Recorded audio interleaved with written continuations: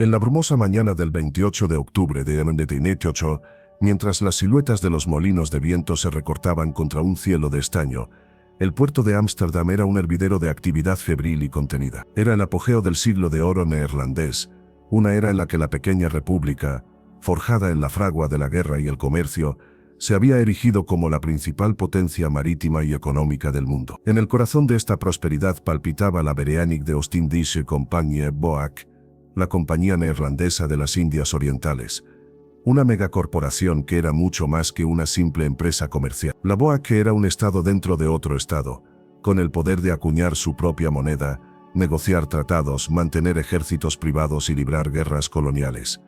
Era el motor de un imperio global y el símbolo de una ambición sin precedente. Y en aquel día de otoño, una de las joyas más preciadas de su corona, el recién construido navío Batavia, se preparaba para zarpar en su viaje inaugural hacia el exótico y lucrativo Oriente. El Batavia no era un barco cualquiera, era una obra maestra de la ingeniería naval de su tiempo, un coloso de madera de roble que desplazaba su imponente estructura, con 3 mástiles que se alzaban como agujas góticas hacia el cielo, representaba el pináculo de la tecnología y el poderío neerlandés. Pero el Batavia era más que una proeza técnica, era un cofre del tesoro flotante. En sus bodegas se apilaban no solo los suministros para un viaje de 8 meses, sino también una fortuna en bienes comerciales, y lo más importante, 12 cofres repletos de monedas de plata y joyas de un valor incalculable. Este tesoro estaba destinado a la compra de especias, sedas y otras mercancías exóticas en el próspero puerto de Batavia, la actual Yakarta, el centro administrativo de la BOAC en Asia.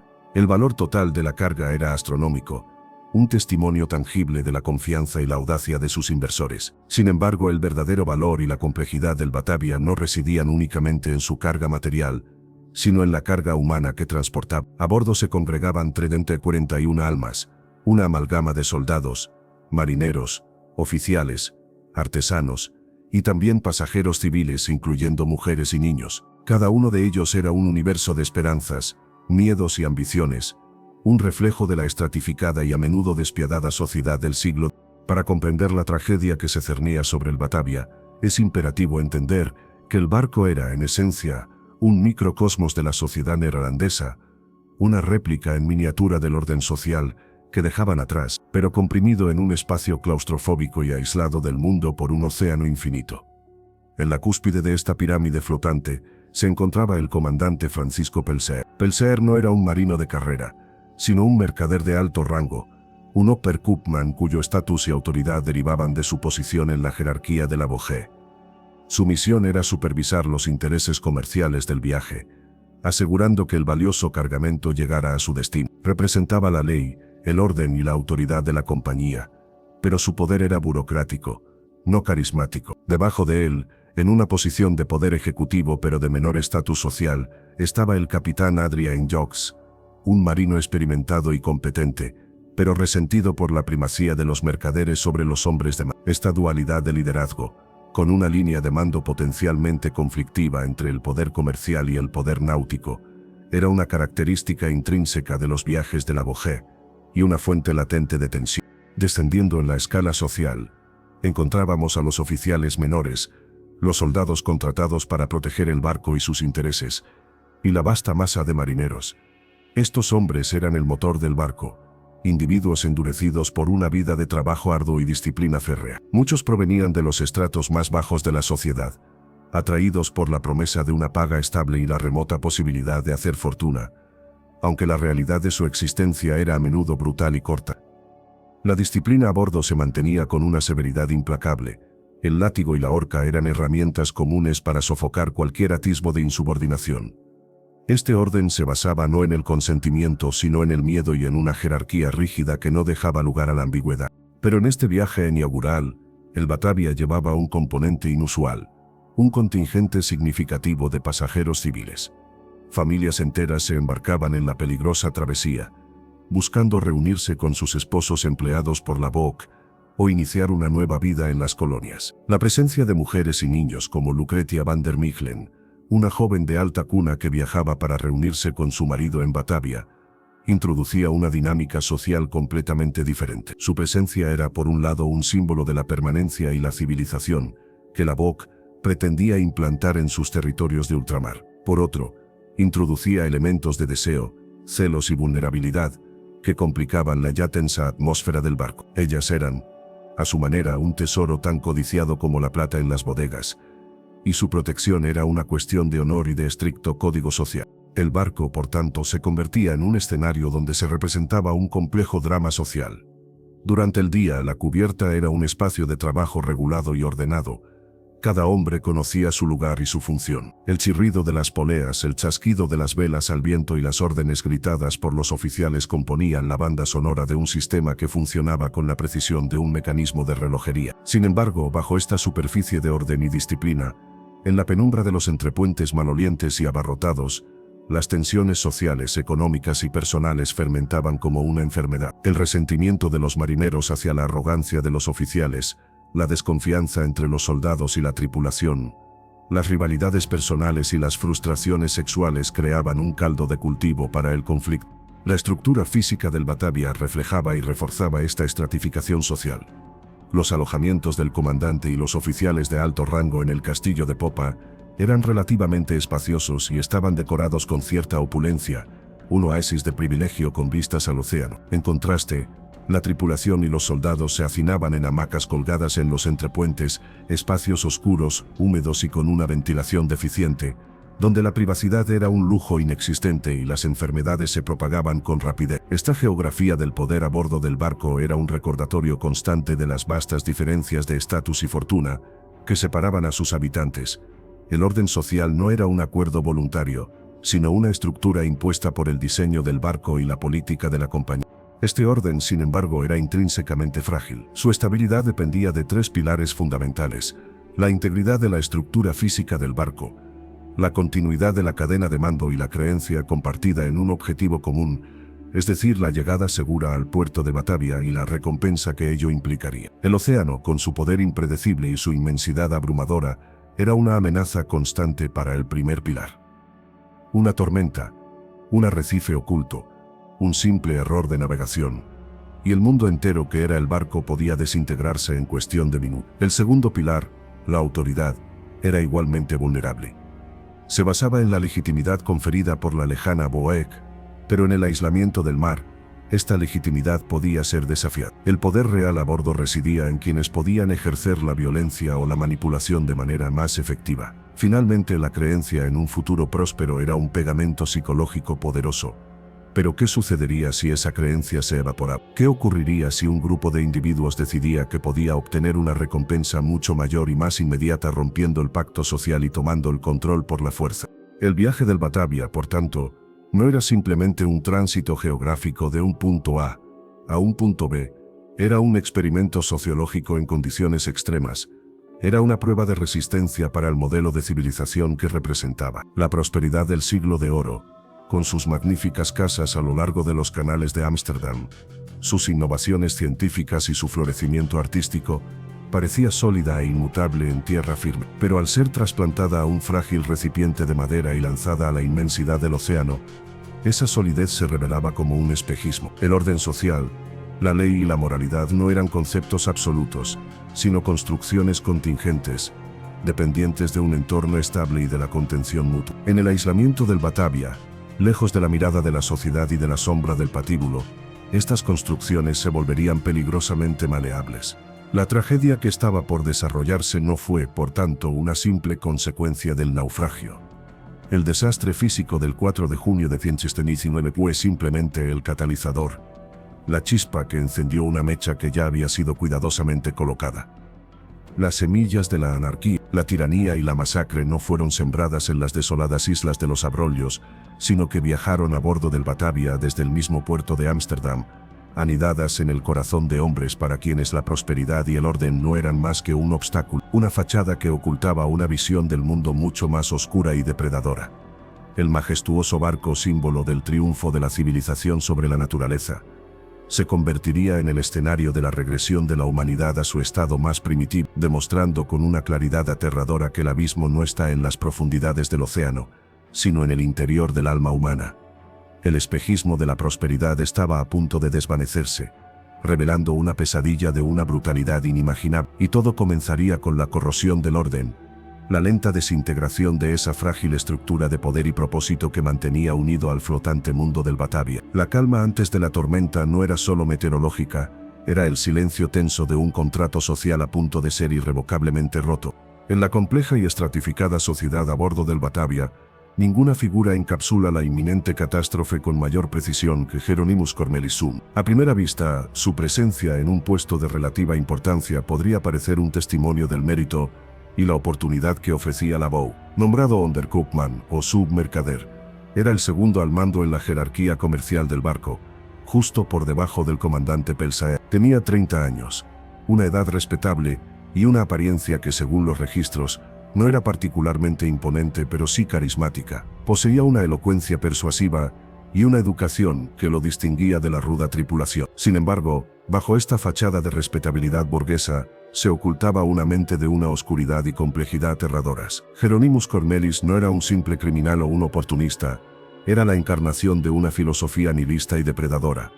Un psicópata funcional cuya verdadera naturaleza solo necesitaba el entorno adecuado para florecer en toda su monstruosidad. Analizar su figura es adentrarse en la anatomía de la tiranía y comprender cómo un solo individuo puede convertirse en el catalizador para el colapso total de la moralidad y el orden social. La historia de Cornelis antes de embarcarse en el Batavia es crucial para entender sus acciones posteriores. Nacido en Leeuwarden, Frisia, en 1598, su suda temprana estuvo marcada por la aspiración y el fracaso. Se estableció como boticario en la bulliciosa ciudad de Haarlem, una profesión que le confería un cierto estatus y conocimiento, particularmente sobre la naturaleza de los venenos y los remedios. Se casó y tuvo varios hijos, pero su vida familiar y profesional se desmoronó. Acusado de estar implicado en la muerte de uno de sus propios hijos en circunstancias sospechosas, se rumoreaba que había intentado administrar una poción para curar la sífilis con resultados fatales. Y enfrentando la bancarrota, Cornelis se vio obligado a huir. Su reputación estaba en ruinas, y su futuro en los Países Bajos era inexistente. Fue en este estado de desesperación y ostracismo que buscó refugio en la BOE. El destino de tantos hombres que buscaban escapar de su pasado y forjarse una nueva identidad. Sin embargo, el factor más determinante en la formación de su cosmovisión fue su asociación con el pintor Johannes van der Beek, también conocido como Torrentius. Este artista era una figura controvertida en Haarlem, un libertino notorio y líder de un círculo que supuestamente abrazaba creencias heréticas y hedonistas. Los seguidores de Torrentius, según sus acusadores, creían que las restricciones morales y religiosas eran una farsa, que el placer era el único bien verdadero, y que un hombre iluminado estaba por encima de las leyes de la sociedad. Torrentius fue arrestado, torturado y condenado por blasfemia y satanismo. Aunque Cornelis nunca fue formalmente acusado, su estrecha amistad con Torrentius lo marcó, y lo que es más importante, parece haberle proporcionado un marco filosófico para su propia naturaleza psicopática. Las ideas de Torrentius sobre la superación de la moral convencional no crearon al monstruo en Cornelis, sino que le dieron permiso para serlo. Le ofrecieron una justificación intelectual para el desprecio que ya sentía por sus semejantes y por las reglas que los gobernaban. Así, cuando Hieronymus Cornelis subió a bordo del Batavia, no era simplemente un hombre huyendo de sus deudas. Era un hombre con una ideología. Veía el orden social, la ley de la BOG y los preceptos de la Iglesia, no como pilares de la civilización, sino como cadenas, como una elaborada mentira diseñada por los débiles para contener a los fuertes. Se consideraba a sí mismo uno de los iluminados, alguien que había visto a través del velo de la moralidad y comprendido la verdad fundamental del poder, que pertenece a aquellos lo suficientemente audaces y despiadados para tomarlo. El barco, con su tesoro y su población cautiva, no era para él un vehículo hacia una nueva vida en las colonias, sino un laboratorio perfecto para poner en práctica su filosofía. Su genio para la maldad residía en su extraordinaria habilidad para la manipulación. Cornelis poseía lo que los psicólogos modernos denominan encanto superficial, una capacidad para simular empatía y confianza que desarma a sus víctimas. Era un observador agudo de la naturaleza humana, capaz de identificar rápidamente las debilidades, los miedos, las ambiciones y los resentimientos de quienes lo rodeaban. Su primer y más crucial objetivo fue el capitán Adrien Jacques. Y Jacques era un hombre de mar competente, pero también era vanidoso, bebedor y fundamentalmente resentido. Sentía que su experiencia y su mando práctico del barco eran constantemente menoscabados por la autoridad superior del comandante Pelsaert, un mercader de pluma que apenas sabía distinguir la proa de la popa. Este resentimiento era el punto de apoyo que Cornelis necesitaba para mover su mundo. Con una paciencia de depredador, Cornelis comenzó a cultivar una amistad con el capitán. En las largas noches en el mar, compartiendo una botella de vino en el camarote de Jacobs, Cornelis avivaba las llamas del descontento del capitán, elogiaba su habilidad náutica, lamentaba la injusticia de su posición subordinada y pintaba a Pelsaert como un incompetente arrogante.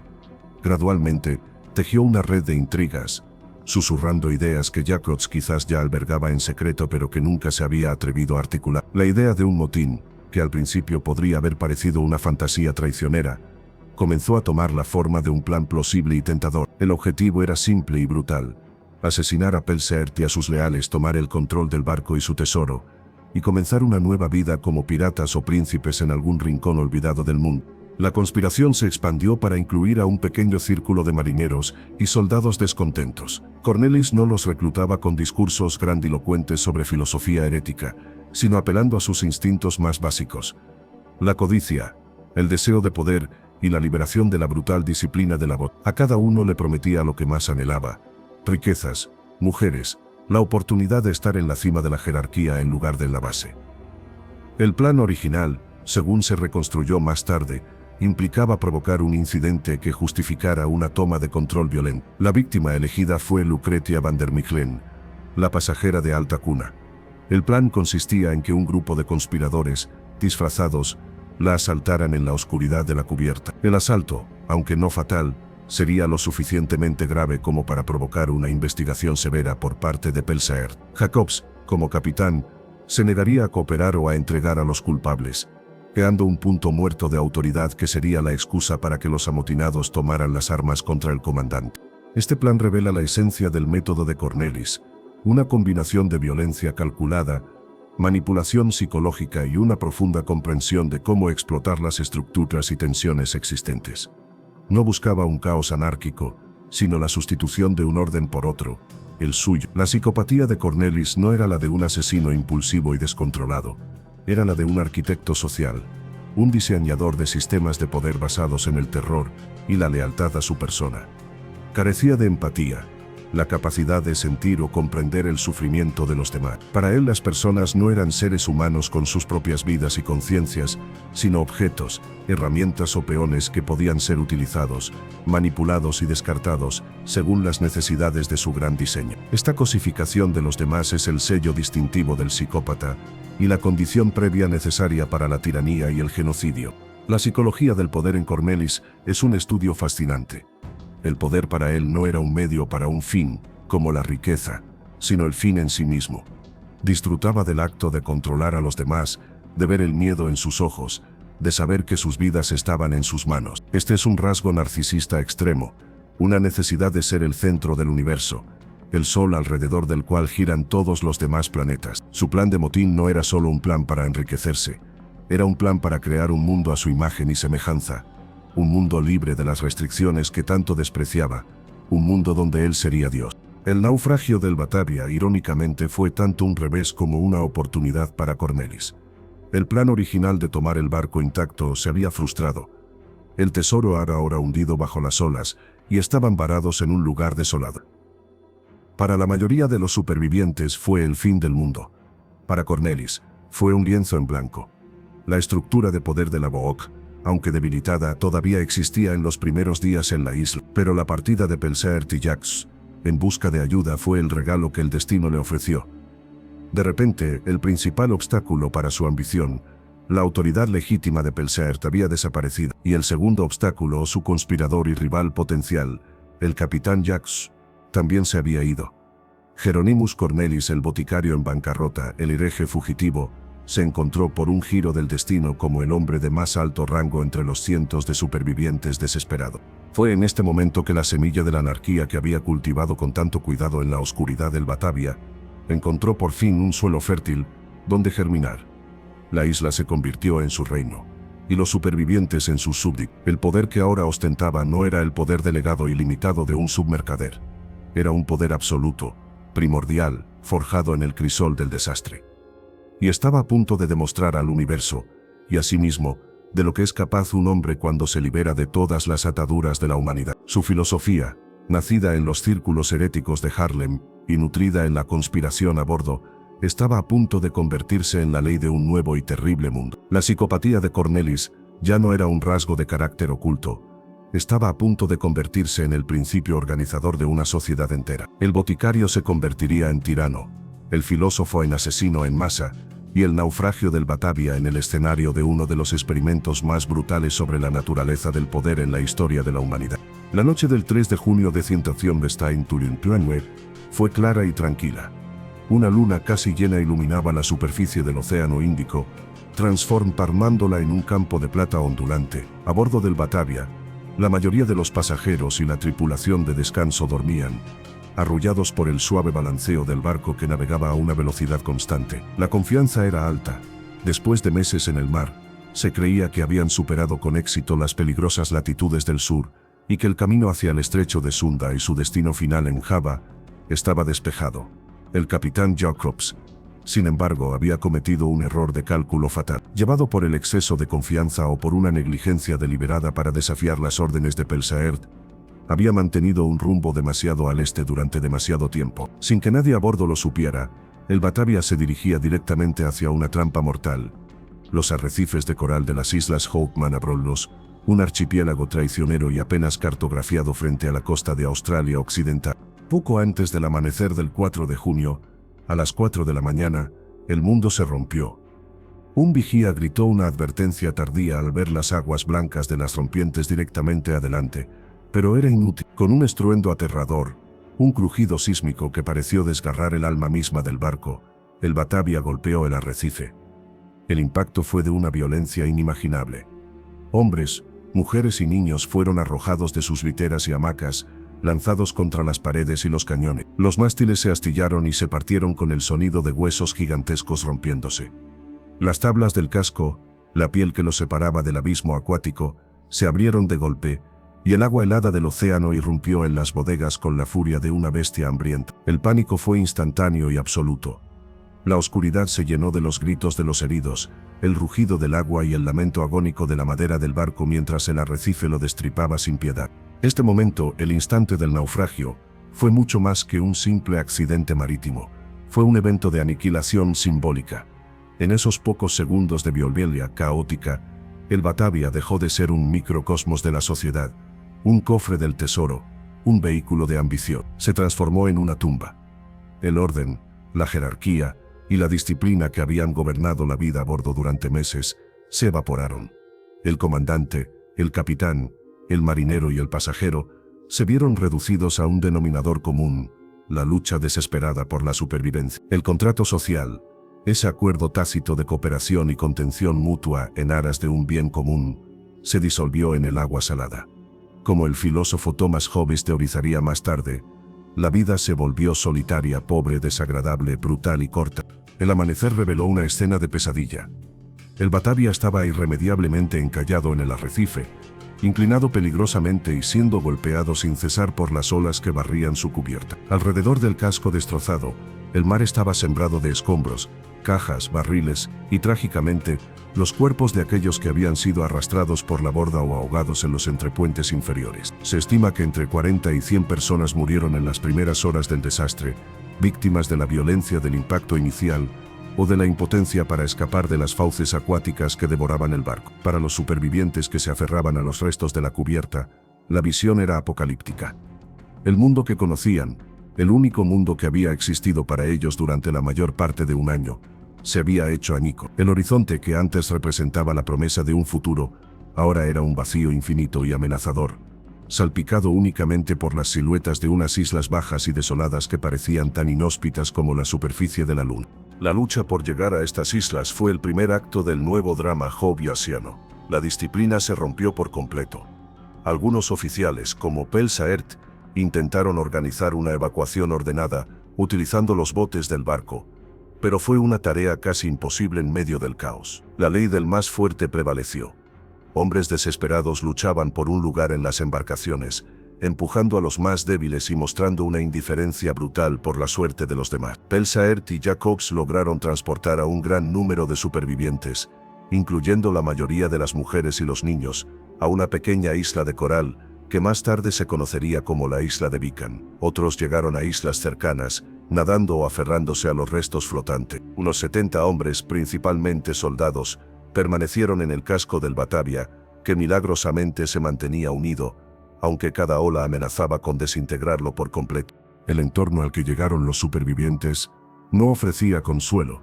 Las Islas Abrolhos son un archipiélago de coral bajo y árido. No había árboles ni fuentes de agua dulce visibles, ni signos de vida más allá de las aves marinas y las focas. El sol ecuatorial golpeaba sin piedad, y la única protección contra los elementos eran los escasos arbustos y las rocas de coral afiladas como cuchillos. El paraíso prometido de las Indias Orientales se había transformado en un infierno de sed, hambre y desesperación. El naufragio no solo les había arrebatado su barco y sus posesiones, les había arrebatado su propósito y su humanidad. Estaban varados en el fin del mundo, despojados de todo salvo de la ropa que llevaban puesta y de los instintos más primarios. En este nuevo contexto, las antiguas jerarquías sociales perdieron su significado. ¿Qué valor tenía el estatus de un mercader de alto rango cuando la necesidad más acuciante era una gota de agua dulce? ¿Qué poder confería un uniforme de oficial cuando no había una estructura que lo respaldara? La disolución del contrato social fue un proceso gradual pero inexorable. En los primeros días, los hábitos del viejo mundo persistieron. Pelsaert, como comandante, intentó mantener el control, racionando las escasas provisiones de comida y agua rescatadas del naufragio y organizando la búsqueda de una fuente de agua sostenible. Sin embargo, su autoridad se erosionaba con cada día que pasaba. Su fracaso en encontrar agua en las islas cercanas y la creciente desesperación de los supervivientes socavaron su liderazgo. La gente empezó a murmurar, a formar facciones, a mirar a sus compañeros no como camaradas en la desgracia, sino como competidores por unos recursos cada vez más escasos. La psicología de los supervivientes experimentó una transformación radical. El shock inicial dio paso a una profunda ansiedad y a un miedo existencial. El futuro, que antes era una línea recta hacia la riqueza y una nueva vida, se había convertido en un círculo cerrado de sufrimiento. La rutina diaria del barco, que proporcionaba estructura y propósito, fue reemplazada por una monotonía aterradora. La espera, la sed, el hambre y la visión constante del océano que los había traicionado. La comunidad comenzó a fracturarse. Las lealtades se volvieron fluidas, basadas en la conveniencia y la supervivencia inmediata. La confianza, el pilar fundamental de cualquier sociedad, se convirtió en una mercancía peligrosa. Cada trozo de pan, cada sorbo de agua, se convirtió en un objeto de disputa potencial. El naufragio del Batavia es, por tanto, un estudio de caso perfecto sobre la fragilidad de la civilización. Demuestra que el orden social no es un estado natural de la humanidad, sino una construcción artificial y delicada, mantenida por un conjunto complejo de leyes, normas, instituciones y, lo más importante, por la creencia compartida en su legitimidad. Cuando la estructura física que soporta ese orden, en este caso el barco, se derrumba y cuando el entorno se vuelve hostil, y los recursos escasos, las fuerzas centrífugas de la naturaleza humana, el egoísmo, el miedo, la agresión, se desatan con una fuerza arrolladora. El Leviatán de Hobbes, el Estado soberano que impone el orden a través del monopolio de la violencia, había naufragado junto con el Batavia. En su ausencia, los individuos se encontraron en un estado de naturaleza, una guerra de todos contra todos. Este quiebre del mundo fue el escenario que Hieronymus Cormelis había estado esperando.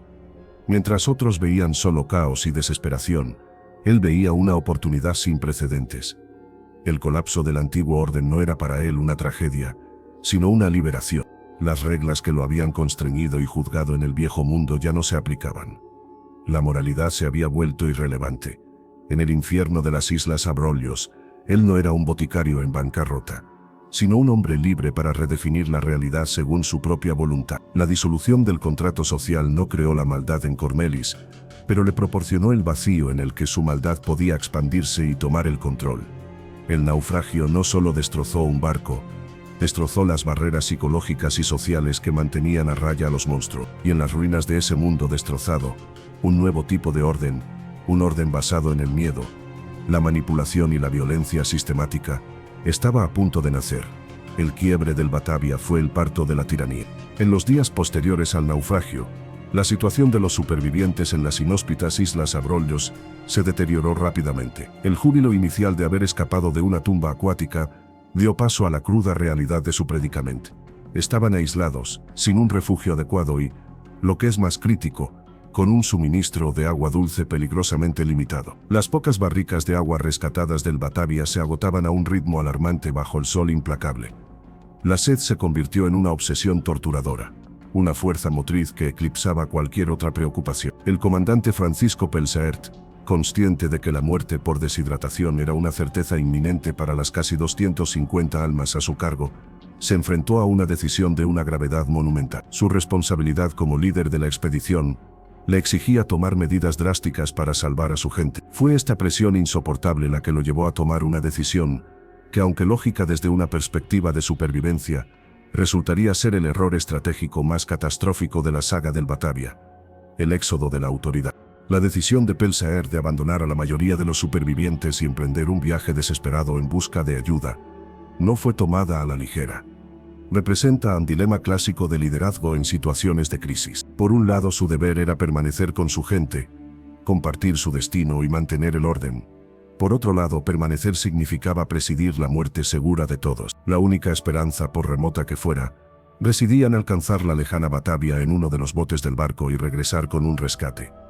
Después de una breve y angustiosa exploración de las islas cercanas que no arrojó ninguna fuente de agua, Pelsaert concluyó que no había otra alternativa. Reunió a un grupo de 47 personas, incluyendo al capitán Adrian Jacobs, a los oficiales de mayor rango y algunos marineros electos, y los embarcó en el bote más grande que habían logrado salvar, una chalupa de 9 metros. Dejó atrás a 68 personas, con la promesa solemne de regresar lo antes posible. Este acto, que tuvo lugar el 14 de junio de 1939, apenas 10 días después del naufragio, es un punto de inflexión fundamental en la historia. El viaje de Pelsaert y sus hombres es en sí mismo una epopeya de la resistencia humana. Navegando más de 3.000 kilómetros en una embarcación abierta, enfrentándose a tormentas, al hambre y a la sed, lograron una de las hazañas de navegación más notables de la historia. Llegaron a Batavia después de 33 días de un sufrimiento atroz, un testimonio de su habilidad y su determinación. Desde una perspectiva puramente náutica, la decisión de Pelsaert fue la correcta. Era, de hecho, la única opción viable para conseguir un rescate. Sin embargo, las consecuencias de su partida en las Islas Abrolhos fueron devastadoras, no por la ausencia física de 48 hombres, sino por la naturaleza de quienes se fueron. Con ellos se fue la totalidad de la estructura de mando legítima del Batavia. Se fue el comandante, el capitán, los pilotos y los contramaestres. Se fue la autoridad constituida, el último vestigio del orden de la voz. El éxodo de Pelsaert no fue solo una partida física, fue la abdicación de la autoridad, la creación de un vacío de poder absoluto en el corazón de la frágil comunidad de supervivientes. En el momento en que la vela de la chalupa de Pelsaert desapareció en el horizonte, los 68 supervivientes que quedaron atrás se encontraron en un estado de anomia total. Estaban, en el sentido más literal, sin ley y sin líder. La promesa de un rescate era una esperanza lejana y abstracta, una posibilidad incierta en un futuro distante. La realidad inmediata era la ausencia de cualquier figura de autoridad reconocida para tomar decisiones, resolver disputas, racionar los recursos y, lo más importante, imponer el orden. Este vacío de poder es una de las condiciones más peligrosas en las que puede encontrarse un grupo humano. Es un imán para la anarquía y, peor aún, para la tiranía. La naturaleza, como se dice, aborrece el vacío. Y la política humana no es diferente. El poder no reclamado no permanece vacante por mucho tiempo. Siempre hay alguien dispuesto a llenarlo. Y en la isla de la desgracia, ese alguien era Hieronymus Cornelis. La partida de Pelsaert fue el golpe de suerte que Cornelis nunca podría haber planeado. No solo eliminó a su principal adversario Pelsaert, sino también a su principal cómplice y potencial rival, el capitán Jack. De un solo golpe, el tablero de ajedrez se había limpiado de las piezas más poderosas, dejándolo a él, el submercader, como el hombre de más alto rango y estatus entre los que quedaban. Fue un giro del destino que validó su cosmovisión nihilista. El universo no estaba gobernado por la justicia o la moral, sino por el azar y la oportunidad. Y él era el hombre perfecto para aprovechar esa oportunidad. Inmediatamente después de la partida de Pelsaert, Cornelis comenzó a moverse con una astucia, y una deliberación escalofriantes. Su primer paso fue consolidar una apariencia de legitimidad. Convocó a un consejo de supervivientes, un gesto que imitaba las estructuras de gobierno de la BOC. Sin embargo, este consejo era una farsa. Estaba compuesto por hombres que él ya había identificado como débiles, fácilmente manipulables o que ya formaban parte de su círculo de conspiradores del Batavia. A través de este consejo títere, Cornelis comenzó a emitir decretos, presentándose no como un tirano, sino como el restaurador del orden en una situación desesperada. Su primera acción clave fue tomar el control de todos los recursos. Ordenó la confiscación de todas las armas improvisadas, de las escasas provisiones de comida y, crucialmente, de los botes restantes. Quien controla los recursos controla a la gente. Esta medida, justificada bajo el pretexto de una distribución justa y la prevención de conflictos, fue en realidad el primer paso para desarmar a cualquier oposición potencial y hacer que toda la comunidad dependiera de su voluntad. El vacío de poder permitió a Cornelis redefinir la realidad. La narrativa que Pelseert había dejado atrás era una de esperanza y espera paciente. Cornelis la reemplazó sutilmente por una de pragmatismo brutal. Comenzó a argumentar que el rescate era improbable, que Pelseert y sus hombres probablemente habían perecido en el mar. Insinuó que estaban solos y que debían adoptar nuevas reglas para sobrevivir. Estas nuevas reglas, por supuesto, serían las suyas. El aislamiento extremo de las islas fue su mayor aliado. Sin ninguna comunicación con el mundo exterior, sin ningún punto de referencia moral o legal, la versión de la realidad de Cornelis se convirtió en la única disponible. Él era el profeta de su nuevo y terrible evangelio. El concepto de autoridad legítima es fundamental para entender la transición que tuvo lugar. La autoridad de Pelseert, aunque debilitada, se basaba en una fuente externa y reconocida, la ley de la Compañía Neerlandesa de las Indias Orientales. Era una autoridad de jure. El poder de Cornelis, en cambio, era un poder de facto, basado únicamente en su capacidad para imponer su voluntad a través de la manipulación y pronto de la violencia. El éxodo de Pelseert eliminó la primera, creando el espacio para que la segunda floreciera. Los supervivientes, despojados de su líder legítimo, se encontraron en un estado de vulnerabilidad psicológica. Anhelaban el orden, la certeza y la dirección.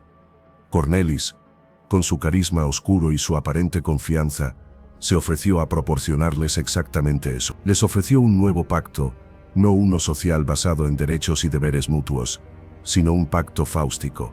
Obediencia a cambio de la posibilidad de sobrevivir. La ausencia de la autoridad legítima también tuvo un profundo efecto moral.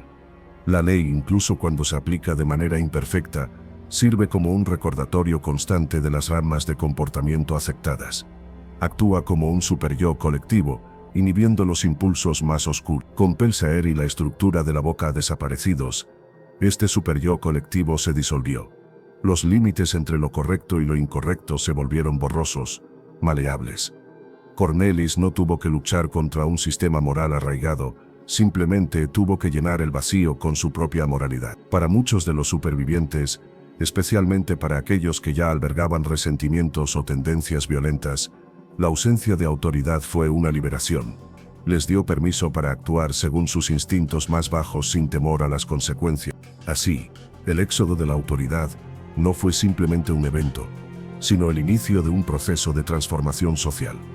Fue el momento en que la comunidad de supervivientes del Batavia dejó de ser una sociedad en crisis y comenzó a convertirse en el feudo de un tirano. El vacío de poder creado por la partida de Pelseert actuó como un vacío que succionó la humanidad del grupo, reemplazándola con el miedo, la sospecha y una nueva y brutal jerarquía. La chalupa de Pelseert, mientras se alejaba hacia el horizonte, no solo llevaba a 48 hombres, se llevaba consigo la última esperanza de un orden civilizado. Dejaba atrás un laboratorio humano perfectamente aislado, donde un psicópata con delirios de grandeza tenía ahora todos los elementos necesarios para construir su reino de terror.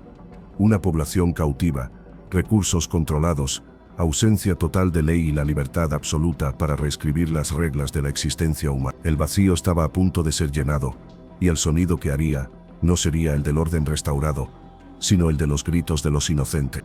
Una vez consolidado el vacío de poder, Hieronymus Cornelis no perdió tiempo en la construcción de su nuevo orden social en la desolada isla de Beacon. Lo que erigió no fue una simple dictadura basada en la fuerza bruta, sino algo mucho más complejo y siniestro. una utopía perversa. Fue un intento deliberado y metódico de crear una sociedad completamente nueva, basada en su propia filosofía nihilista y herética. Este reino del terror, lejos de ser un descenso caótico a la anarquía, fue una estructura altamente organizada, una parodia oscura de una comunidad civilizada, con sus propias leyes, su propia jerarquía, su propia moralidad y sus propios rituales. Analizar la construcción de este microestado totalitario es adentrarse en la mente de un arquitecto de la maldad y comprender las técnicas de ingeniería social que permiten que la tiranía eche raíces y florezca. El fundamento ideológico del nuevo orden de Cornelis era una inversión radical de los valores judeocristianos y burgueses de la sociedad de la que provenían. Inspirado por las ideas libertinas de su mentor Torrentius, Cornelis predicaba una nueva trinidad de valores: poder, placer y supervivencia del más apto.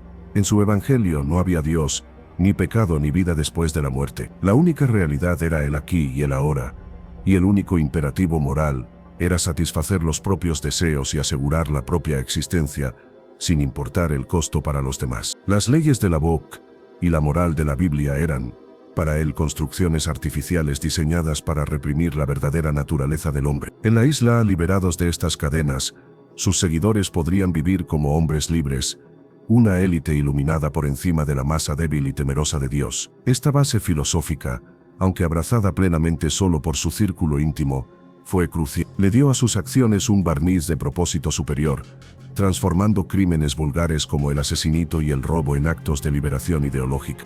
El primer pilar de su estado fue el control absoluto de los recursos. Como ya se ha mencionado, su primera medida fue confiscar todas las armas, la comida y el agua bajo su control recursivo.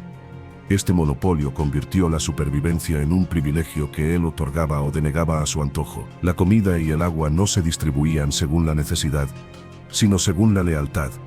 Aquellos que se unían a su facción, que participaban en sus planes y demostraban su obediencia, eran recompensados con raciones adicionales. Aquellos que mostraban signos de disidencia, que se quejaban, o que simplemente eran considerados inútiles o bocas que alimentar, veían sus raciones reducidas o eliminadas por completo. El hambre y la sed se convirtieron en sus principales herramientas de control político, un método de coerción más eficaz que cualquier arma. El segundo pilar fue la creación de una estricta jerarquía social, una nueva aristocracia basada no en el nacimiento o la riqueza, sino en la crueldad y la lealtad a su persona. En la cima, por supuesto, estaba él, el capitán general, una figura mesiánica y un tirano absoluto. Debajo de él estaba su círculo íntimo, sus consejeros, un grupo de unos 15 hombres que se convirtieron en los ejecutores de su voluntad.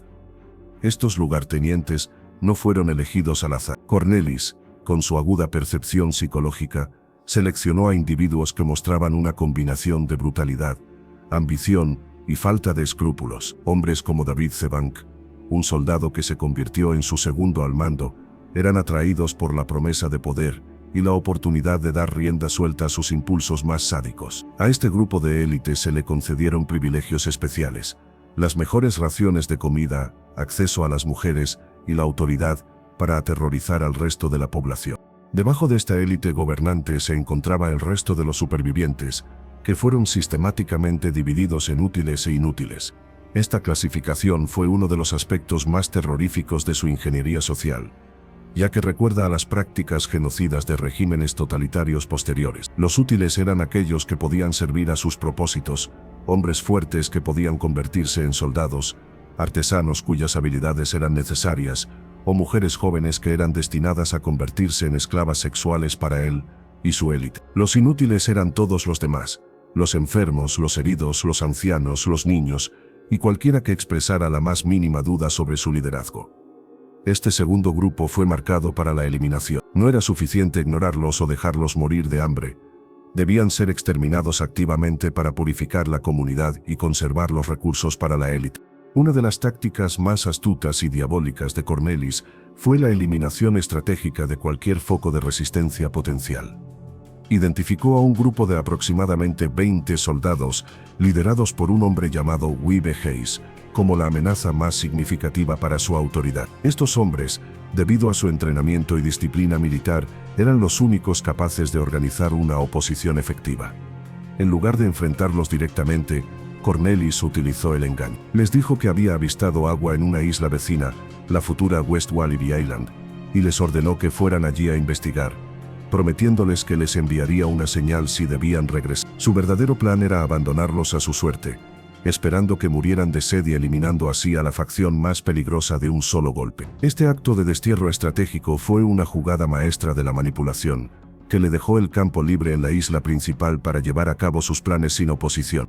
Con la resistencia potencial eliminada, Cornelis y su círculo íntimo comenzaron la fase más oscura de su plan: la purga sistemática de los inútiles. Esto nos lleva al tercer pilar de su utopía perversa: la violencia como ritual de iniciación y vínculo comunitario. El asesinato no era simplemente un medio para un fin, eliminar bocas, era un acto fundacional. Cornelis entendió que la mejor manera de asegurar la lealtad de sus seguidores era hacerlos cómplices de sus crímenes. Obligó a los miembros de su facción a participar en las matanzas. Un hombre que había matado junto a sus compañeros, que había compartido el terrible secreto de la sangre derramada, estaba irrevocablemente atado al grupo. La culpa compartida creaba un vínculo de silencio y dependencia mutua mucho más fuerte que cualquier juramento. Los asesinatos se convirtieron en una especie de liturgia macabra, una ceremonia que solidificaba la identidad del grupo y los separaba para siempre del viejo mundo de la moralidad. El control sobre las mujeres fue el cuarto y último pilar de su reino. En la cosmovisión de Cornelis, las mujeres eran simplemente otra forma de propiedad, un recurso para ser distribuido entre la élite. Después de asesinar a sus maridos y protectores, las mujeres supervivientes fueron convertidas en esclavas sexuales. Lucretia van der Meulen, la dama de alta cuna, fue reclamada por el propio Cornelis, un acto que simbolizaba su triunfo final sobre el antiguo orden social. Este sistema de esclavitud sexual institucionalizada no era solo una gratificación de la lujuria, era la máxima expresión de su poder. Demostraba de la manera más brutal que todas las normas y tabúes del viejo mundo habían sido abolidos. La profanación de las mujeres era la profanación de los valores de la sociedad que habían dejado atrás. Así, en un periodo de tiempo sorprendentemente corto, Cornelis transformó una colección de víctimas de naufragio en una sociedad funcional y aterradora. Su isla no era un caos anárquico, sino un sistema con una lógica interna coherente, aunque monstruosa. Tenía una ideología, el libertinismo nihilista, una estructura de gobierno, la tiranía de Cornelis y su consejo, una política económica, el control de los recursos, un sistema de justicia, la eliminación de los disidentes y una estructura social, la élite de asesinos y sus víctimas. Era una utopía, pero solo para su creador y su pequeño círculo de elegidos. Para todos los demás, era un infierno perfectamente diseñado.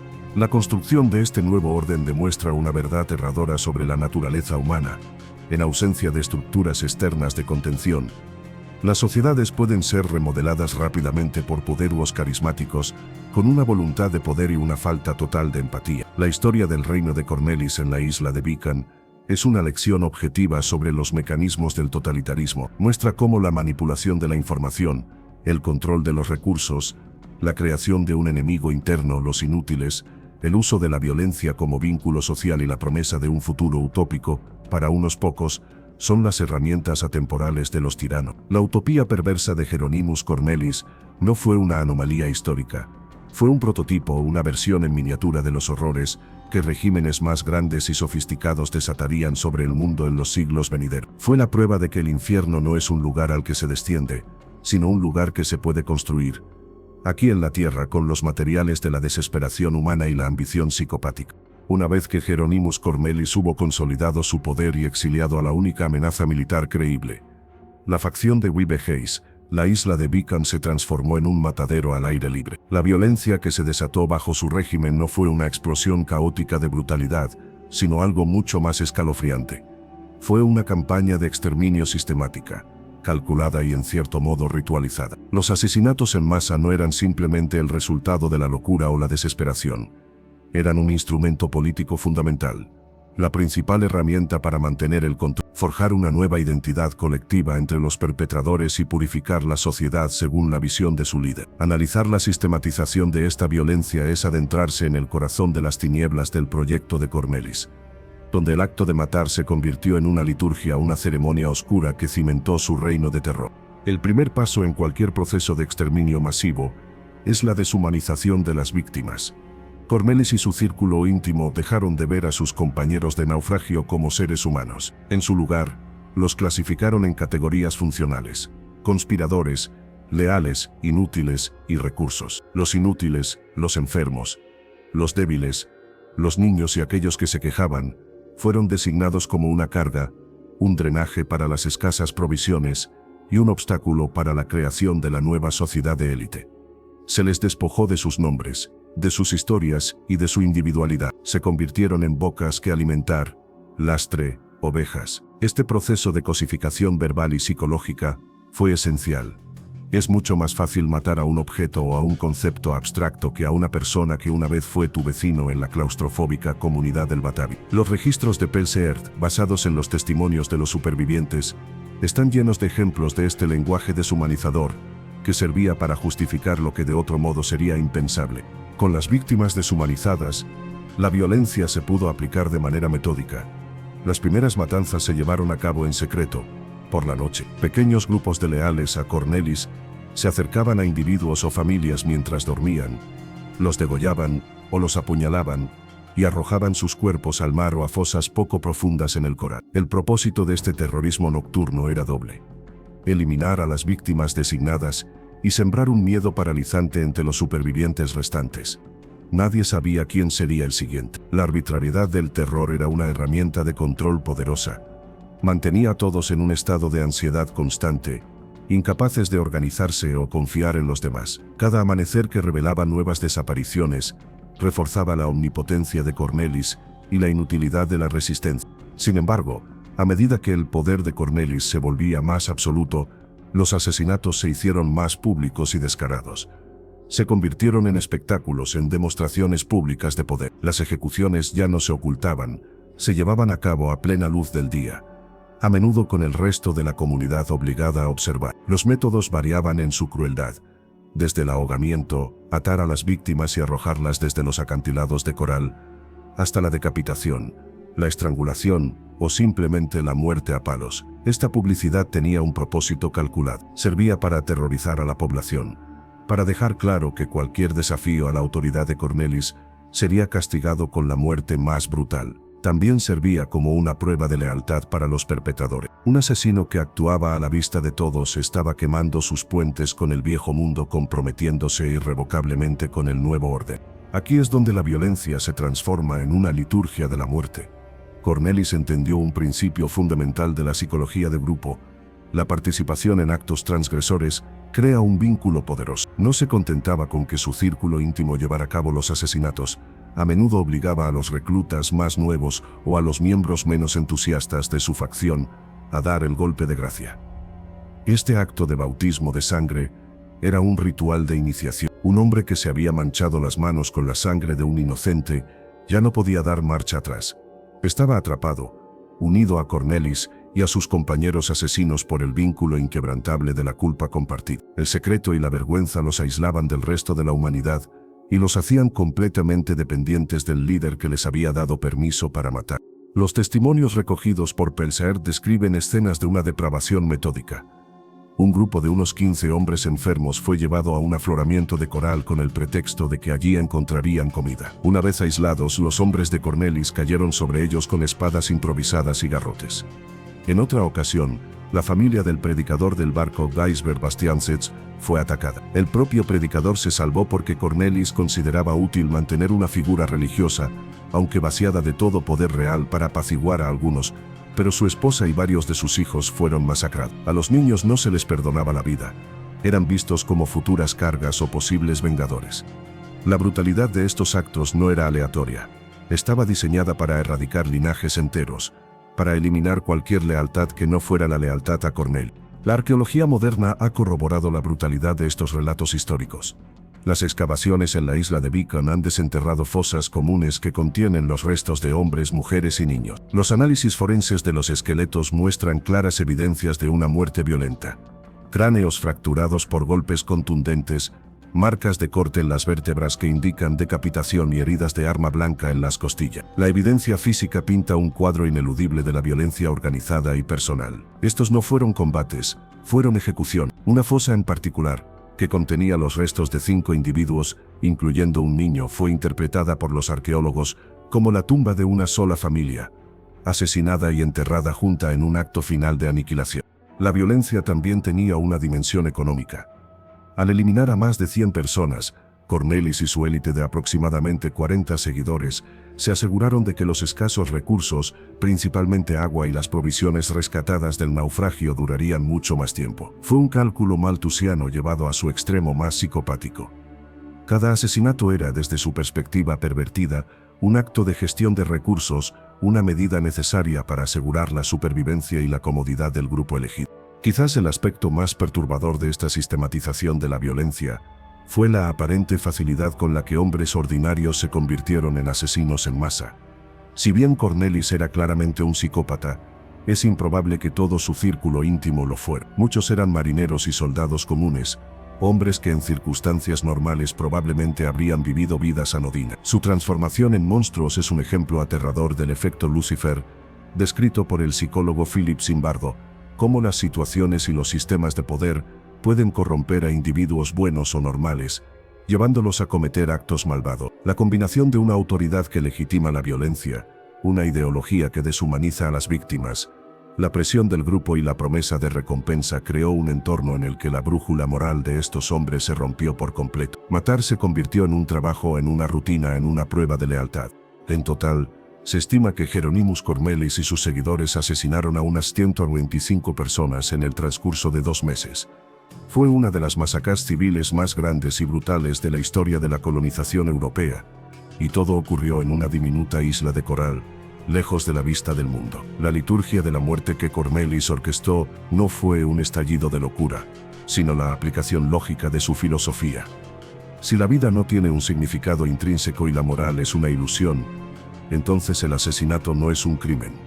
Es simplemente una herramienta. Al sistematizar la violencia, Cornelis no solo eliminó a sus enemigos y aseguró su poder, sino que también demostró, de la manera más horrible posible, la verdad de su propio evangelio nihilista. La isla de Beacon se convirtió en el altar de su nueva religión, y la sangre de los inocentes fue la ofrenda que la consagró.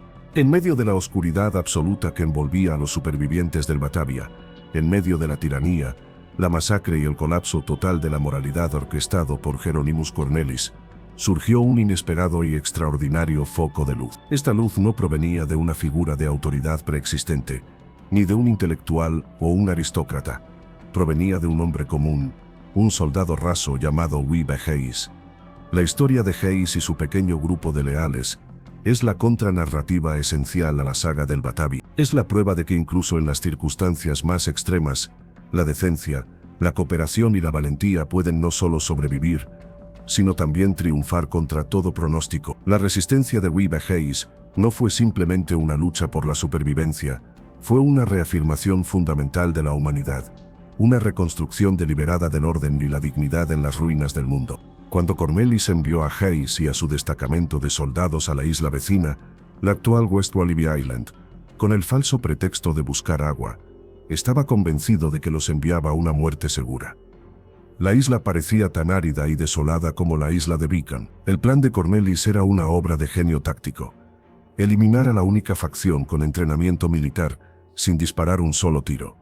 Sin embargo, subestimó 2 factores cruciales: la resistencia y la fortuna de Wiebe Hayes. Contra todas las expectativas, después de días de búsqueda desesperada, los soldados descubrieron lo que sus compañeros náufragos anhelaban más que el oro o la salvación: fuentes de agua dulce. No solo eso, sino que la isla, aunque rocosa, resultó ser un entorno sorprendentemente rico. Pudieron cazar los pequeños wallabies, un tipo de canguro pequeño, que dio nombre a la isla, y recolectar los huevos de las aves marinas. Por primera vez desde el naufragio, un grupo de supervivientes tenía un suministro sostenible de comida y agua. Este descubrimiento fue el fundamento de su supervivencia física. Pero fue el liderazgo de Wiebe Hayes lo que aseguró su supervivencia moral y organizativa. Hayes, sobre la historia sabe poco antes de estos eventos, demostró ser un líder natural de un calibre excepcional. Su estilo de liderazgo era el polo opuesto al de Cornelis, donde Cornelis gobernaba a través del miedo, la manipulación y el fomento de la división. Hayes lideraba con el ejemplo, la empatía y la promoción de la unidad. Era un hombre de acción, no de palabras grandilocuentes. Comprendió que su pequeño grupo, aislado y vulnerable, solo podría sobrevivir si funcionaban como una unidad cohesionada, basada en la confianza mutua y el propósito compartido. La primera tarea de Hayes fue establecer un orden. No un orden impuesto por un tirano, sino un orden nacido de la necesidad colectiva. Instauró una disciplina militar, no para oprimir, sino para organizar. Se establecieron rutinas para la recolección de agua y alimentos, se asignaron puestos de guardia y se implementaron sistemas para racionar y compartir los recursos de manera equitativa. En el microcosmos de la isla de Hayes, el contrato social que se había disuelto en la isla de Beacon fue conscientemente reconstruido. Cada hombre tenía un deber para con el grupo, y el grupo tenía el deber de proteger a cada uno de sus miembros. Esta estructura proporcionó no solo seguridad física, sino también una estabilidad psicológica crucial. Les dio a los hombres un sentido de propósito y pertenencia, un ancla en medio del caos. La noticia de su éxito llegó a oídos de Cornelis a través de señales de humo, lo que frustró enormemente al tirano. Peor aún para Cornelis, algunos supervivientes de la isla principal, aterrorizados por las crecientes masacres, lograron escapar y llegar al campamento de Hayes. Entre ellos se encontraba un joven llamado Wechelem, quien relató con todo detalle los horrores que estaban teniendo lugar. Los asesinatos sistemáticos, la esclavitud de las mujeres y la tiranía absoluta de Cornelis. Esta información transformó la misión de Wee Hayes. Ya no se trataba solo de sobrevivir, se trataba de resistir. Su grupo se convirtió en un santuario, el último refugio para los inocentes que huían del régimen de terror. Se convirtieron en la única esperanza de justicia en ese rincón olvidado del mundo. Consciente de que un enfrentamiento era inevitable, Hayes comenzó a preparar a sus hombres para la guerra. Su situación era precaria. Aunque tenían la ventaja de los recursos, estaban en inferioridad numérica y, lo que es más importante, carecían de armas de fuego. Cornelis y sus hombres habían recuperado mosquetes y pólvora del pecio del Batavia. La facción de Hayes, en cambio, solo tenía su ingenio y su determinación. Bajo la dirección de Hayes, comenzaron a construir fortificación. Utilizando las losas de piedra caliza y los bloques de coral de la isla, erigieron pequeños fuertes en puntos estratégicos.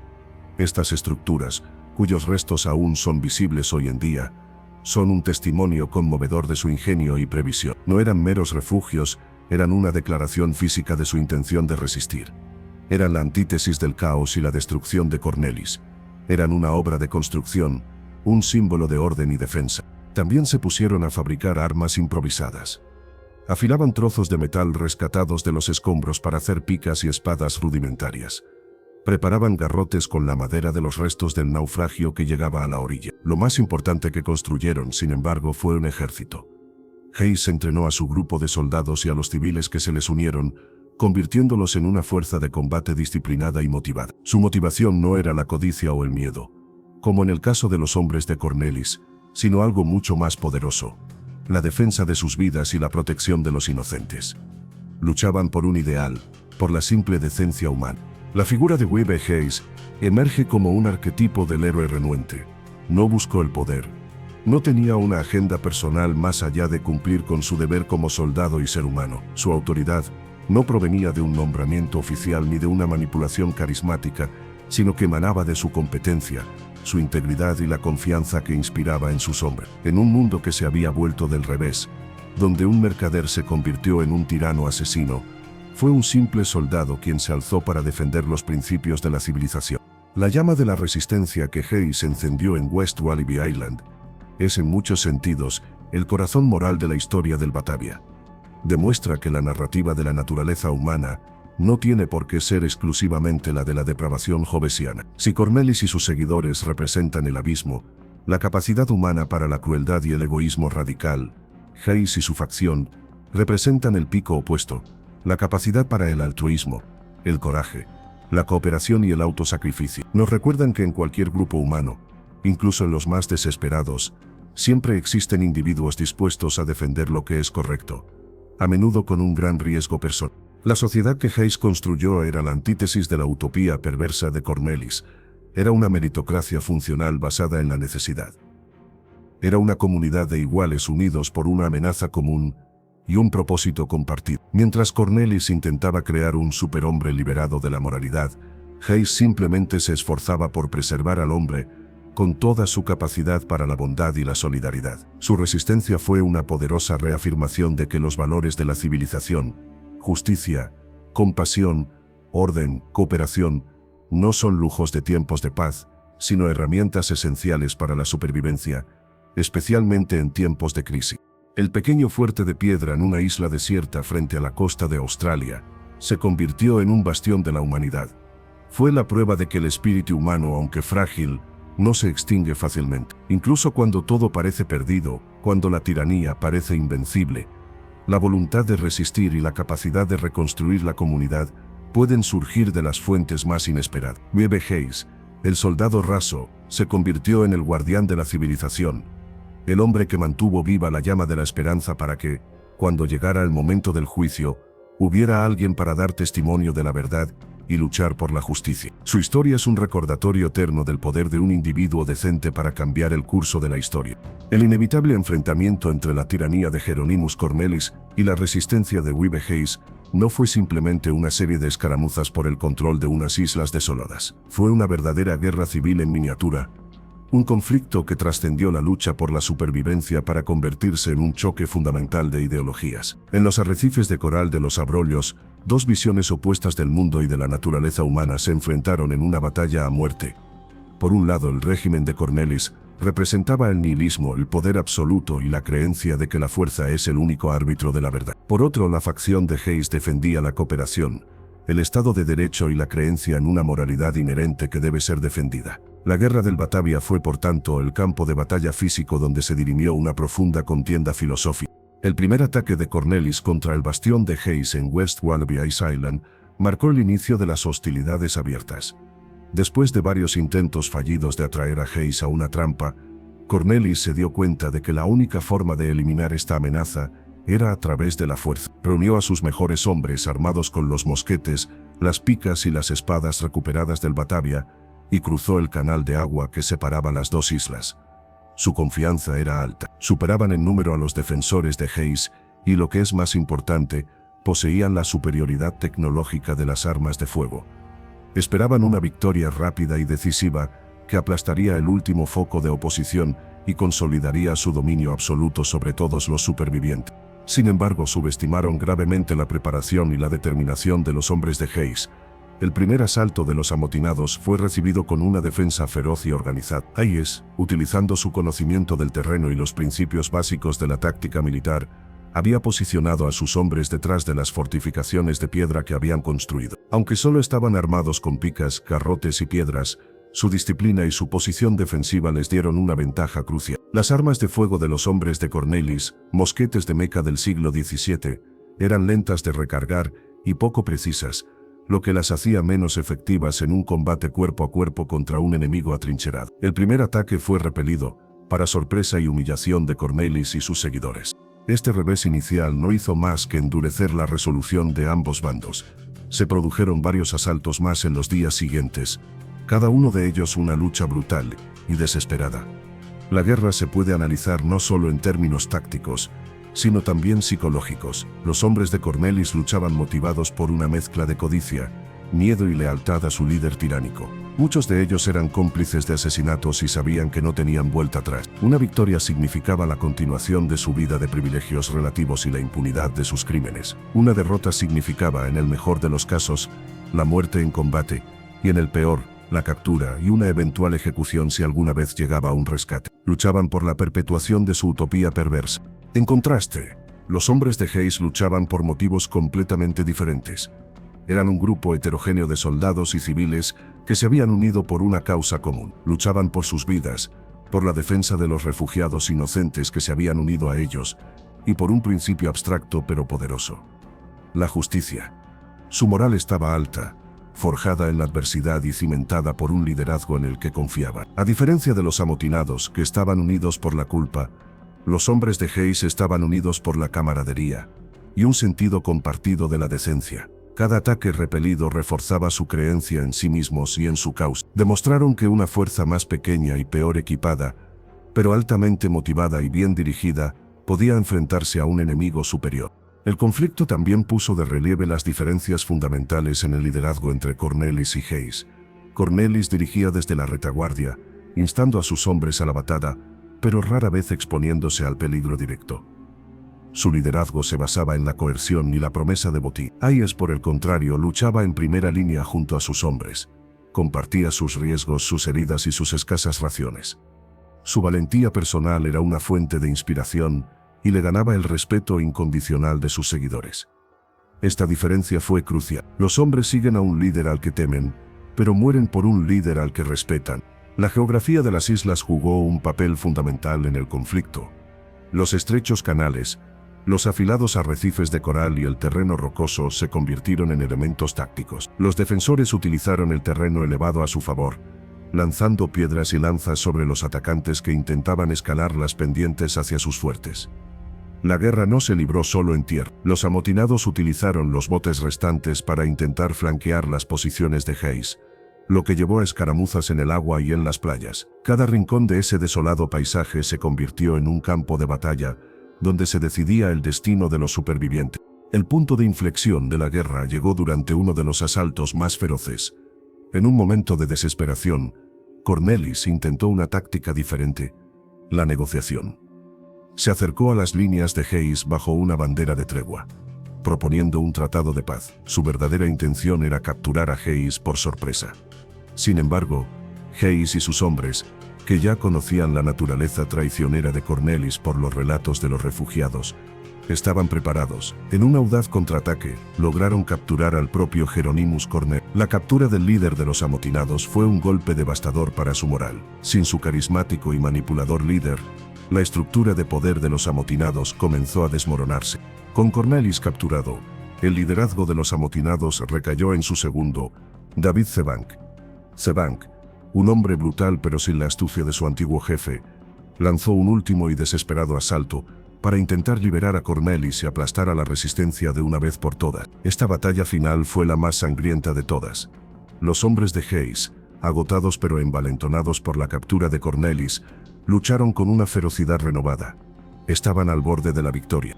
Fue en este preciso momento, en el clímax de la batalla final, cuando la historia dio su giro más dramático. En el horizonte, apareció una vela. No era una visión, ni un espejismo nacido de la desesperación. Era un barco. Francisco Pelsaert, contra todo pronóstico, había regresado. La llegada del barco de rescate, el Sardam, transformó instantáneamente la dinámica del conflicto. La guerra civil en la isla estaba a punto de terminar, y una nueva fase, la del juicio y la retribución, estaba a punto de comenzar. La guerra en los arrecifes de los arroyos es una poderosa alegoría sobre la naturaleza de los conflictos humanos. Rara vez se trata simplemente de territorio o recursos. En el fondo, a menudo son conflictos de valores, choques entre diferentes formas de entender el mundo. La facción de Cornelis creía en un mundo hobbesiano, donde la vida es una guerra de todos contra todos y el poder justifica todos los medios. Representaban la anarquía disfrazada de orden, el egoísmo radical elevado a principio de gobierno. La facción de Hayes, por el contrario, luchó por reconstruir un mundo lockeano, donde los individuos cooperan para proteger la vida, la libertad y la propiedad. Representaban la resiliencia de la civilización, la idea de que incluso en la ruina, los principios de justicia y comunidad pueden y deben ser defendidos. La victoria de Wiebe Hayes, asegurada en el último momento por la llegada de Pelsaert, no fue solo una victoria militar, fue una victoria ideológica. Demostró que la tiranía, aunque puede florecer en el caos, no es invencible. Demostró que la decencia y el coraje no son signos de debilidad, sino fuentes de una fuerza extraordinaria. El choque de estos dos mundos en un remoto archipiélago del siglo XVII nos dejó una lección atemporal. La batalla entre la civilización y la barbarie no se libra en grandes continentes o en épicas batallas históricas, sino que se libra una y otra vez en el corazón de cada comunidad humana y en el alma de cada individuo. La aparición del Sardam en el horizonte el 17 de septiembre de 1929 fue un evento casi milagroso, un deus ex machina que alteró irrevocablemente el destino de todos los supervivientes del Batavi. Para los hombres de Wiebe Hayes, exhaustos y al borde de ser superados en el asalto final de los amotinados, la vela en el horizonte era la encarnación de la salvación, la respuesta a sus plegarias y la validación de su ardua resistencia. Para los amotinados liderados por Zebank, era la visión del apocalipsis, el anuncio del fin de su breve y brutal reinado y la inminente llegada del juicio que tanto habían temido. La llegada del barco desencadenó una carrera desesperada, una última competencia en la que el premio no era la supervivencia sino el control de la narrativa y por ende el poder de definir la justicia. Francisco Pelsaert, a bordo del Sardam, no tenía idea de la escala de los horrores que se habían desarrollado en su ausencia. Su exitoso y peligroso viaje a Batavia le había permitido obtener un barco de rescate, y regresaba con la intención de salvar a los supervivientes y, de manera crucial, de recuperar el tesoro hundido del Batavia. Su mente estaba ocupada con la logística del salvamento y la anticipación de encontrar a su gente en un estado de desesperación, pero no de depravación. La realidad que estaba a punto de confrontar superaría sus peores pesadillas. Ambas facciones en la isla vieron el barco simultáneamente y comprendieron de inmediato lo que estaba en juego. Quien llegara primero al Sardam y contara su versión de los hechos controlaría la situación. Cebank y un grupo de amotinados se lanzaron a uno de los botes y remaron frenéticamente hacia el barco, con la intención de hacerse pasar por los legítimos supervivientes, quizás incluso de tomar el control del Sardam por la fuerza y eliminar a Pelsaert y a su nueva tripulación. Mientras tanto, Webbe Hayes, en un acto de extraordinaria audacia y velocidad, se lanzó al agua y nadó hacia el barco, llegando antes que el bote de los amotinados. Aferrándose a una cuerda que le lanzaron, fue izado a bordo sin aliento, cubierto de heridas, pero vivo. El primer encuentro entre Pelsaert y Hayes fue uno de los momentos más dramáticos de toda la saga. Pelsaert, esperando encontrar a un subordinado agradecido, se encontró en cambio con un líder endurecido por la batalla cuyo primer grito no fue de alivio, sino de advertencia. Cuidado con el bote que se acerca. Son traidores y asesinos. En unos pocos y jadeantes minutos, Hayes relató la increíble historia de la tiranía de Cornelis, las masacres, la resistencia y la guerra civil. La incredulidad inicial de Pelsaert rápidamente se convirtió en un horror paralizante al comprender la magnitud de la catástrofe humana que había tenido lugar bajo su mando ausente. Armado con esta terrible verdad, Pelsaert pudo prepararse. Cuando el bote de los amotinados llegó al Sardam, fueron recibidos no como salvadores, sino por marineros armados que los arrestaron de inmediato. La carrera había sido ganada por la verdad. Con la autoridad legítima finalmente restaurada y respaldada por la fuerza militar del Sardam, la situación en las islas se invirtió por completo. Pelsaert desembarcó y se enfrentó a una escena dantesca: los supervivientes aterrorizados, los amotinados desafiantes y las evidencias físicas de la masacre por todas partes. Su primera prioridad fue arrestar a todos los miembros de la facción de Cornelis y asegurar el bienestar de las víctimas restantes. Hieronymus Cornelis, que había estado prisionero de Hayes, fue entregado a Pelsaert. El tirano, ahora despojado de todo su poder, se enfrentaba finalmente a la ley que tanto había despreciado. Pelsaert se encontraba en una posición jurídica y moral sin precedentes. Estaba a miles de kilómetros de cualquier tribunal de la Bogé, pero se enfrentaba a crímenes de una naturaleza tan atroz que exigían una justicia inmediata. Retrasar el juicio hasta llegar a Batavia corría el riesgo de que los prisioneros se amotinaran de nuevo en el viaje de regreso o de que los testimonios se perdieran. Por lo tanto, tomando una decisión audaz, Pelsaert decidió establecer un tribunal improvisado allí mismo, en las Islas del Desastre. Él mismo actuaría como juez, siguiendo los procedimientos legales de la Bogé, lo más fielmente posible en esas circunstancias extraordinarias. La ley, después de un largo y sangriento interregno, había regresado a los abrolios. El proceso judicial que siguió fue un intento desesperado de imponer un orden racional y legal sobre los hechos irracionales y caóticos. Pelsaert y su consejo juzgaron meticulosamente a los prisioneros y a los supervivientes. Los testimonios, que Pelsaert registró minuciosamente en su diario, pintan un cuadro escalofriante de la depravación humana. Los amotinados, enfrentados a la evidencia abrumadora y a la perspectiva de la tortura, un método de interrogatorio legal y común en la época, comenzaron a confesar, a menudo con un detalle espeluznante y una alarmante falta de remordimiento. Muchos de ellos, en un último acto de autoconservación, intentaron culpar a otros, especialmente a Cornelis, pintándose a sí mismos como meros seguidores coaccionados. El propio Hieronymus Cornelis fue sometido a tortura para obtener una confesión completa, aunque inicialmente se mantuvo desafiante. Bajo el dolor de los torniquetes finalmente mintió sus crímenes. Sin embargo, sus confesiones estaban teñidas de su característica arrogancia y falta de empatía. No mostraba arrepentimiento por sus acciones, solo quizás pesar por haber sido capturado.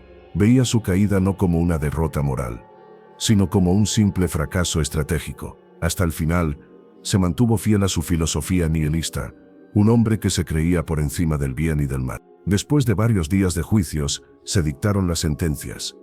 Para los crímenes más graves de asesinato y motín, el castigo era la muerte. Pelsaert, adhiriéndose a la brutal justicia de su tiempo, ordenó que los principales culpables fueran ejecutados allí mismo, en la isla que había sido el escenario de sus crímenes. La ejecución de Hieronymus Cornelis, que tuvo lugar el 2 de octubre de 139, fue particularmente brutal, diseñada para ser un espectáculo disuasorio. Antes de ser ahorcado, le cortaron ambas manos con un martillo y un cincel. Este castigo, reservado para los crímenes más atroces, era simbólico. Las manos que habían firmado órdenes de muerte y empuñado armas contra inocentes eran destruidas antes de que la vida del criminal fuera extinguida. Junto con Cornelis, varios de sus principales lugartenientes fueron ejecutados de manera similar. Sus cuerpos fueron enterrados en fosas anónimas en la isla, una última indignidad para aquellos que se habían considerado a sí mismos los nuevos señores de la creación. Para otros amotinados cuyos crímenes se consideraron menos graves, se dictaron castigos como el azotamiento. Y en un acto que tendría consecuencias históricas inesperadas, dos de los amotinados, Waterloo y Jan Pelgrom de Bay, fueron condenados a ser abandonados en la costa del vasto y desconocido continente austral. Se convirtieron, irónicamente, en los primeros colonos europeos de Australia, aunque su destino final es desconocido. El retorno del juicio y la imposición de la ley fueron el acto final y necesario para cerrar el círculo de la tragedia. Fue la reafirmación de que, a pesar de la capacidad humana para la barbarie, la sociedad, a través de sus leyes e instituciones, luchará por restaurar el orden y la responsabilidad. La justicia de Pelsaert fue dura y brutal para los estándares modernos, pero dentro del contexto de su tiempo, fue un intento notable de aplicar un proceso legal en el fin del mundo. Simbolizó la victoria final de la ideología de Wiebeheys, orden, responsabilidad, justicia sobre la de Hieronymus Cornelis, anarquía, impunidad, poder arbitrario. El tribunal improvisado en la isla de Beacon, con sus sentencias de muerte y sus castigos corporales, fue la respuesta de la civilización a la orgía de violencia que la había desafiado. Fue un mensaje claro y sangriento de que, aunque el contrato social puede romperse, siempre habrá quienes luchen por reconstruirlo y por asegurar que, al final, los monstruos rindan cuenta. Cuando el Sardam finalmente zarpó de las Islas Abrolhos, dejando atrás las tumbas sin marcar de las víctimas y los ejecutores, llevaba consigo no solo a los supervivientes traumatizados y el tesoro recuperado, sino también el peso de una historia que resonaría a través de los siglos. De las 30 y 41 almas que habían partido de Ámsterdam con sueños de fortuna, solo 22 llegaron finalmente a su destino en Batavia. La mayoría de las pérdidas no se debieron a los peligros del mar, sino a la depravación del hombre. La saga del Batavia se convirtió así en mucho más que la crónica de un naufragio. Se transformó en una alegoría perdurable sobre la naturaleza humana, un estudio de caso extremo sobre la fragilidad de la civilización y una advertencia temporal sobre los monstruos que acechan bajo la delgada superficie del orden social. El legado del Batavia no reside en el oro hundido, sino en las profundas y perturbadoras lecciones que ofrece a la humanidad.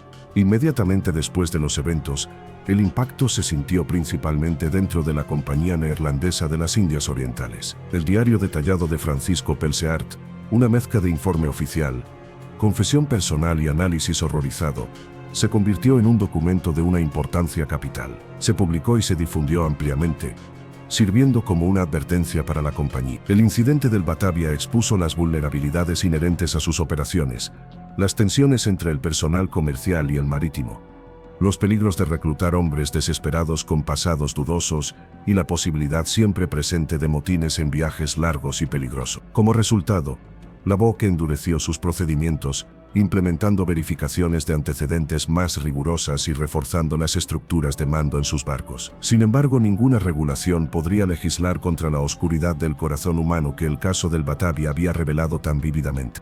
Para los protagonistas que sobrevivieron, las cicatrices fueron permanentes. Wiebeheys, el héroe improbable, fue ascendido a sargento y más tarde a alférez, un reconocimiento a su extraordinario valor y liderazgo. Su historia se convirtió en un ejemplo de la virtud del hombre común. Francisco Pelsaert, por otro lado, nunca se recuperó por completo. Aunque había actuado con diligencia al buscar ayuda y había administrado justicia al regresar, su reputación quedó manchada por la catástrofe que ocurrió bajo su mando. Su salud se deterioró y murió al año siguiente. un hombre atormentado por los fantasmas de las Islas Abrolhos. Su legado es complejo, el de un hombre competente y decente, que sin embargo, cometió un error de juicio fatal al subestimar la capacidad para el mal de su subordinado. Más allá de las consecuencias inmediatas, el legado más profundo del Batavia reside en su condición de parábola filosófica y psicológica. La historia es una ilustración casi perfecta del estado de naturaleza de Thomas Hobbes. En ausencia del Leviatán, la autoridad del Estado representada por Lavoque y Pelsaert, la vida en la isla de Beacon se convirtió en una guerra de todos contra todos, demostrando la visión pesimista de Hobbes de que la civilización es un dique artificial que apenas contiene las aguas turbulentas de la agresión y el egoísmo humano. Sin embargo, la historia no es puramente hobbesiana. La contraparte de B.B. Hayes y su comunidad en West Wallaby Island sugiere una visión más optimista, más cercana a la de John Locke. Demuestra que los individuos, incluso en un estado de naturaleza, pueden usar la razón para cooperar, formar un contrato social y defender la vida, la libertad y un sentido de justicia comunal. El Batavia no nos da una respuesta simple sobre si la humanidad es inherentemente buena o mala. En cambio, nos muestra que ambas potencialidades, la de Cornelis y la de Hayes, coexisten dentro de nosotros. La que prevalece depende de las circunstancias, las elecciones individuales y, de manera crucial, del liderazgo. La saga del Batavia es también un estudio de caso aterrador sobre la psicología del mal. Hieronymus Cornelis se ha convertido en un arquetipo del líder de culto sicipático, un precursor de figuras como Charles Manson o Jim Jones. Su historia ilustra la tríada oscura de rasgos de la personalidad: narcisismo, una grandiosa autoimportancia y un sentido de derecho; maquiavelismo, una disposición a manipular y engañar a otros para obtener ganancias personales; y psicopatía, una falta total de empatía y remordimiento. El incidente demuestra cómo un individuo con esta combinación tóxica de rasgos puede explotar una situación de crisis para ganar poder absoluto. Aún más perturbador es el fenómeno de los seguidores de Cornelis, que sirve como un ejemplo temprano del efecto Lucifer de Philip Zimbardo. Hombres comunes bajo la influencia de un sistema y una autoridad corruptos fueron capaces de cometer actos de una crueldad inimaginable. Nos obliga a confrontar la incómoda verdad de que la línea entre el bien y el mal es permeable y que la mayoría de nosotros somos susceptibles a las presiones situacionales. Durante siglos, la historia del Batavia fue en gran medida un relato conocido por historiadores marítimos, un capítulo oscuro pero relativamente oscuro en los anales de la era de la exploración. Sin embargo, en la segunda mitad del siglo XX, el legado de la historia experimentó un renacimiento espectacular gracias a la arqueología. El descubrimiento del pecio del Batavia en 1900 y las posteriores excavaciones en las Islas Abrolhos, particularmente en la isla de Beacon, catapultaron la historia a la conciencia moderna. La arqueología proporcionó una corroboración física y visual a los relatos escritos de Pelsaert. El descubrimiento de los cañones y el ancla del barco, la recuperación de artefactos de la vida diaria y, lo más conmovedor, el desenterramiento de las fosas comunes de las víctimas, cerraron el círculo entre el pasado y el presente. Los esqueletos con cráneos fracturados y heridas de espada ya no eran solo palabras en un diario del siglo XVII, eran la prueba tangible e irrefutable de la masacre. Esta convergencia de la historia y la ciencia ha dado a la saga del Batavia una inmediatez y una relevancia renovadas, convirtiéndola en una de las historias de naufragio mejor documentadas y más estudiadas del mundo. Hoy en día, los ecos del Batavia resuenan en la cultura popular, en libros, documentales y exposiciones de museo. Los restos recuperados del casco del barco, minuciosamente conservados y reconstruidos, son la pieza central del Museo de Naufragios de Australia Occidental en Fremantle, donde atraen a visitantes de todo el mundo. Son un monumento silencioso y poderoso a la tragedia. La historia nos obliga a hacernos preguntas fundamentales. ¿Qué es la civilización? ¿Es una condición estable o un estado frágil que requiere una vigilancia constante? ¿Qué haríamos nosotros en una situación similar? ¿Seríamos un Cornelis, un Hayes, un Pelsaert, o uno de los muchos seguidores silenciosos o víctimas? En última instancia, el legado del Batavia es una advertencia. Nos advierte sobre el peligro de la ambición sin control, sobre el carisma sin moralidad y sobre la facilidad con que el orden puede convertirse en caos. Nos recuerda que la civilización no es un destino al que hemos llegado, sino un proceso continuo, una lucha diaria que se libra en nuestras instituciones, en nuestras comunidades y dentro de cada uno de nosotros. La historia de ese barco, que zarpó hace casi 400 años, sigue siendo un espejo oscuro en el que la humanidad moderna puede contemplar sus propias potencialidades, tanto para la grandeza como para el horror. Y en ese reflejo, vemos que la delgada línea roja que separa la utopía de la barbarie es tan frágil hoy como lo fue en un remoto arrecife de coral en Dio. Los ecos del Batavia no son solo ecos de la historia, son ecos de nuestra propia y perdurable condición humana.